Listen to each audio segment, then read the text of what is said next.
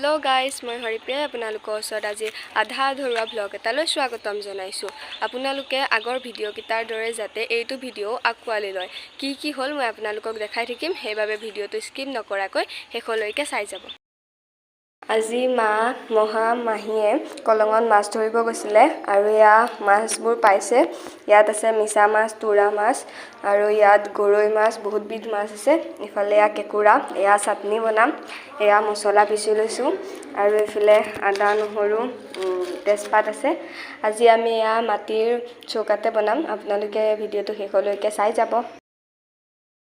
এয়া মিছা মাছখিনি ভাজিলো ইয়াতে মান ধনিয়া জলকীয়া আৰু পিয়াজ দি দিছো এতিয়া ইয়া মই ভালকে ভাজি লৈছো এটো আমাৰ চৌকা আজি আমি চৌকাতে বনাইছো ইয়া এইফালে ইয়া আদা নহৰু মান ধনিয়া আৰু জলকীয়া দি কেকুৰা চাটনি বনাইছো আনফালে ইয়া আদা নহৰু জলকীয়া আৰু সৰিয়হ দি ইয়া